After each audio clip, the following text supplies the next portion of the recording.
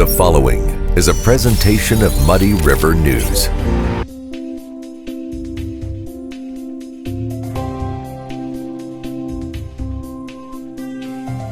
There's a reason Harvey's Furniture has been around for over 75 years. Exceptional quality furniture, affordable prices, superior customer service. The only way to stay in business for over 75 years is to do things right. Harvey's Furniture. Our home, your home. A 25-minute movie was recently posted on the Vice Network's YouTube page, and it reviews the flood of 1993 along the Mississippi River, and it also brings in the question of whether James Scott is innocent of the crime he was convicted of. Joining me today is Adam Pitluk, the narrator of the movie. And first of all, thank you for taking the time to join me today. Very welcome. Thank you for having me. Adam also is the author of a book that he wrote back in 2007 called Damned to Eternity that also takes a look back at that time. And I guess my first question for you is, you touched on it a little bit in the movie, but how and why did you reach out to Jimmy Scott when you first got involved with him to do the research for your book? In in 1998, I was a junior at the University of Missouri, and my editor at the Columbia Missourian, Sharon Harrell, was the managing editor at the time and the chief news director. I should qualify, the Columbia Missourian, although written and produced by student journalists, is actually the paper for the city of Columbia, Missouri. So it's not a student newspaper, it's a learning laboratory. The second trial of James Scott had just concluded. He was given a second life sentence, this time under a different motive, which helped convict him. Her instructions were go down to Jeff City, go to the walls, do an interview with James Scott, and tell me what you see, tell me what you hear, tell me what you think. Because based on the court TV coverage of the flood, it seemed again that circumstantial evidence with a life sentence attached to it seemed harsh. So that was the intro into my relation with James Scott, into my involvement in this case. And it was one of those career defining interviews that I did it as a college student, and here we are in 2022 and I'm still talking about it. So how did you and the Vice Network get together in regards to the creation of this film? As you pointed out in the beginning, the book came out in 2007, and ever since the book came out, it seems whenever there's a big natural disaster happening, usually they're in the summer months, starting with, all the wave of hurricanes and then other storms and floods. I seem to get a call from media pretty regularly in the summer times when natural disasters are occurring, because they'll Google, they'll see the book, they'll see that there's one man in prison for causing a section of the Great Midwestern Floods.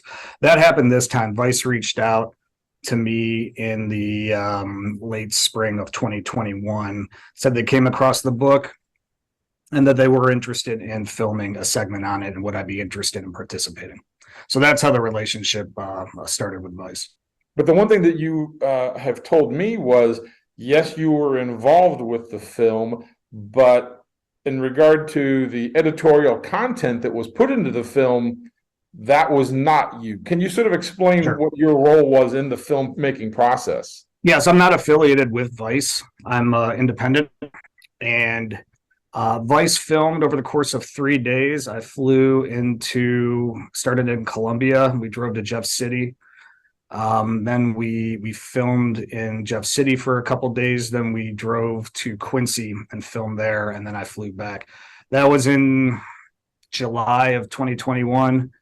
And I had no other input, say nothing into they're an independent, autonomous journalistic outfit organization. So they didn't ask my opinion, they didn't ask my input. They had the role, they knew the story, and they frankly put in quite a bit of work. It was pretty exhaustive on their part to be working on it as long as they did for a 25-minute video, which I can appreciate because writing the book, it also took years.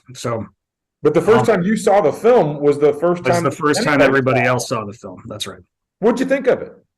I think they did a good job. I'm impressed with the amount of research they did. I'm surprised they got Norman Hare to go on camera.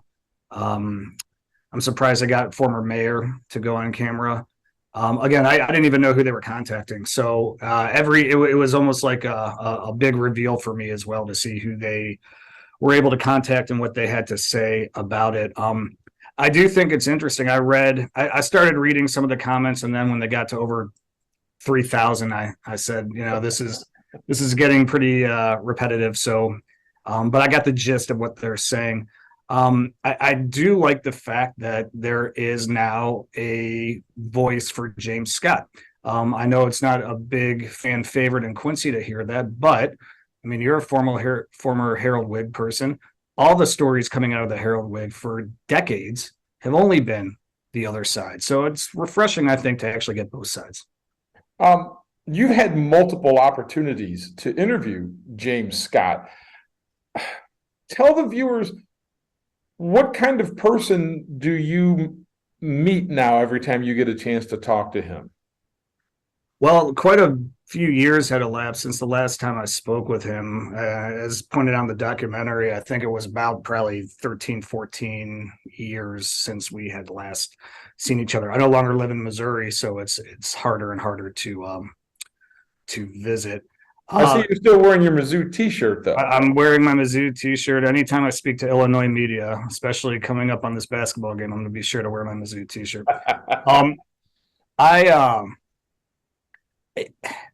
I did not go into this story trying to presume innocence or prove innocence of James Scott.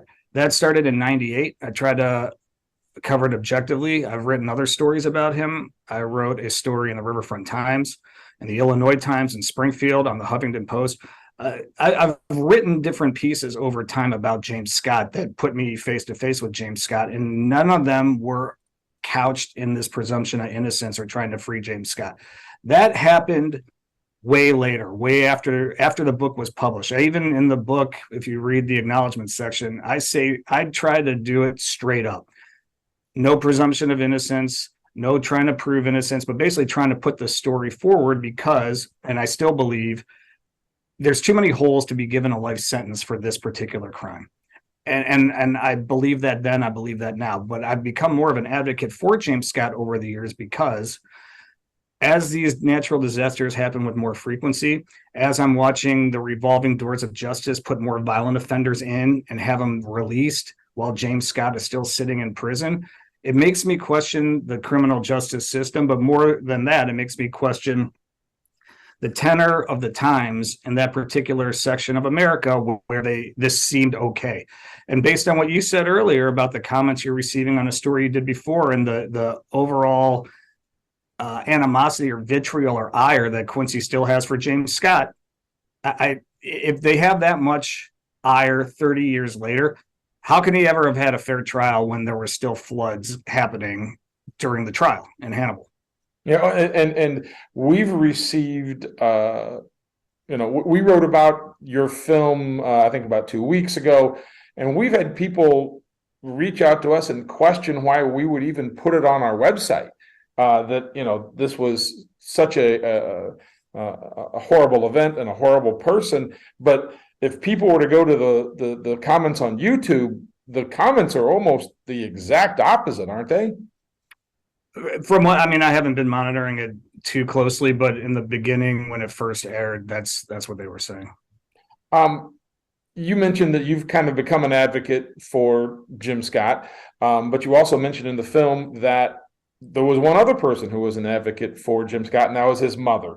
And I can't imagine that anybody who watched the film, whether they were for or against his prosecution, didn't have some sort of sympathy for his mother. Was that interview in the film the last time the two of you spoke?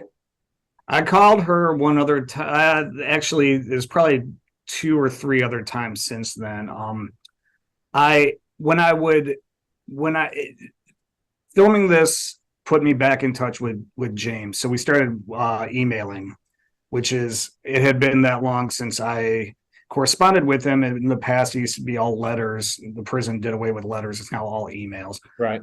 So I set up an account where we could email, and 2 or 3 times since the filming, he asked me to check in on his mother. which I did, called her up to see how she was doing. Frankly, I didn't detect any difference. I mean, she always was very simple, easy to talk to, low cadence, slow cadence.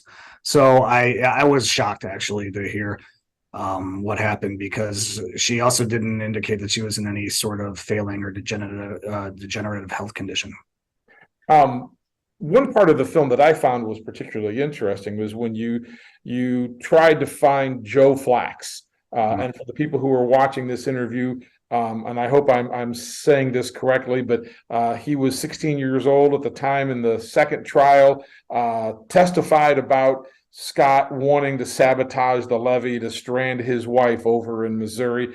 And you spent some time trying to find Mr. Flax. Obviously, in the movie, you didn't have any luck. Has anything happened since the production of the movie in which someone contacted you and said, "Hey, I think I might know where this guy is"? Actually, that did happen. I received a email from a lawyer in that area who said that I'm hesitant to bring it up because I didn't independently verify it, but I'll say that this lawyer said that Joe's no longer in Quincy and that he's in another Midwestern state right now, which, like I said, this was a recent development, so I haven't vetted it myself. I don't want to go into too many details until I actually verify it. Completely understand that. And I thought your interview with the gentleman with the University of Missouri was very interesting. I mean, is there that's the most, go ahead. That's very important. I think to the extent that there's any critique on the documentary, David Hammer, Professor Hammer, needed to be in there more for two reasons. Number one, he is one of the definitive scholars in soil and atmospheric sciences and hydrodynamics in the nation. He's a Annapolis grad, a combat Marine in Vietnam, degrees from Illinois and Tennessee. I mean, his credential, he is beyond reproach. Mm-hmm. He doesn't know James Scott. He never met James Scott. He didn't know about the case. He knew about the flood, but he didn't realize there was a case. There was another professor also who's since passed away, but who was in the book. His name was Dr. Charles Morris, and he was out of University of Missouri, Rolla, another fantastic engineering school.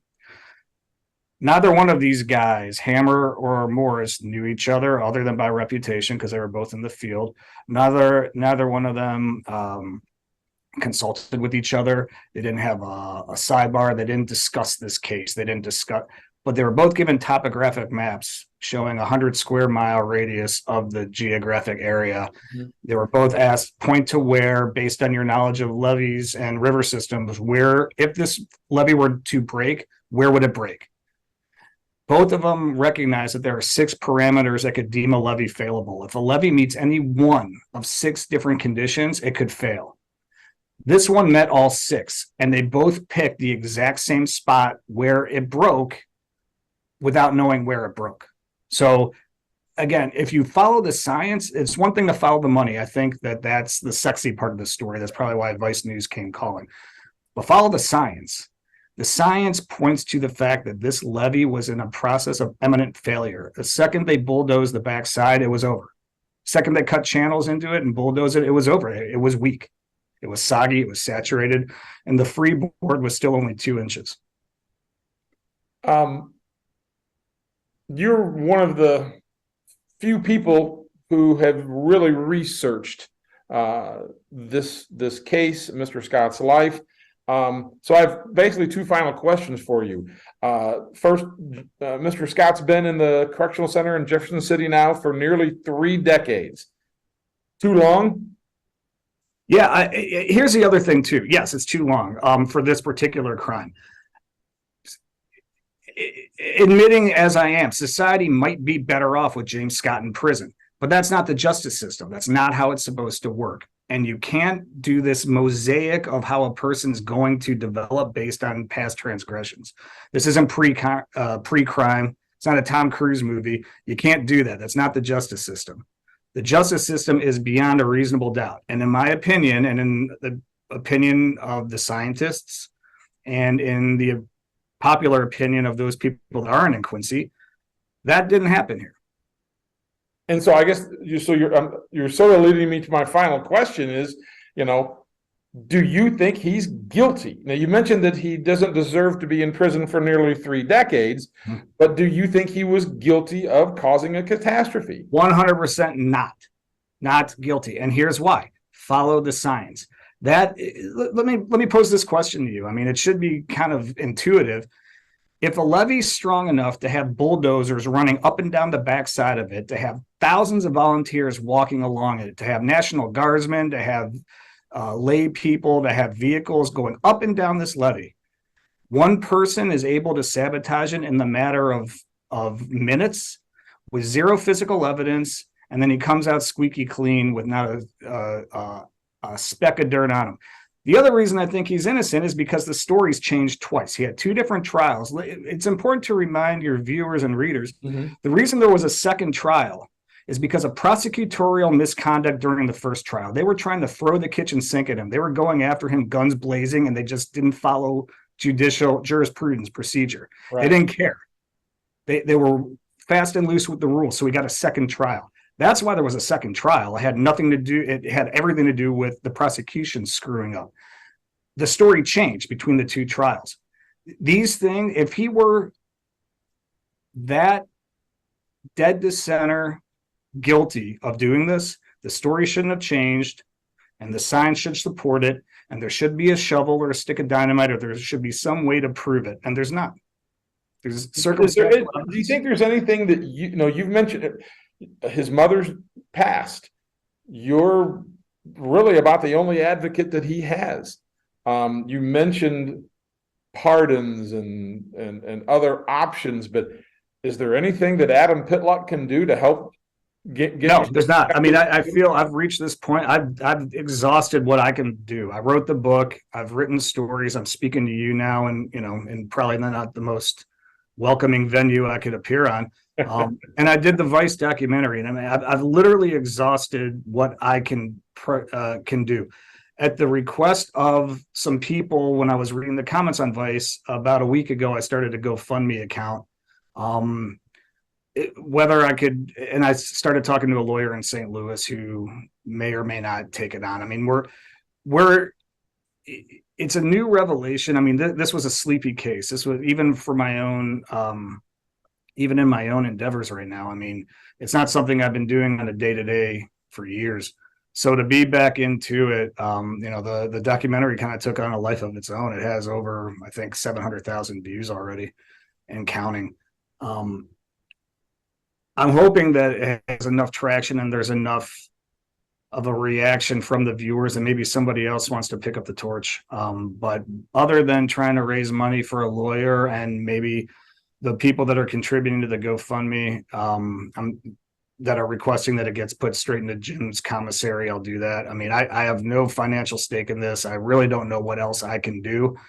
If somebody else calls me, if another type of Vice or a 2020 or a Dateline, I mean, I'll pick up the phone just like I did with you. But I really don't. I'm not out stumping for this. I'm hoping that organically something can happen, but I'm also familiar enough with this case where it's the way I see it, it's only a gubernatorial pardon, or if the Supreme Court wants to revisit the legality of the crime.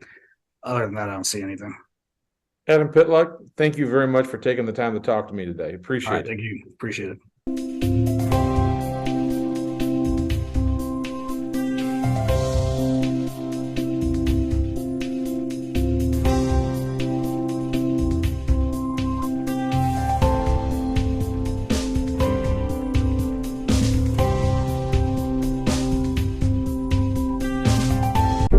Muddy River News.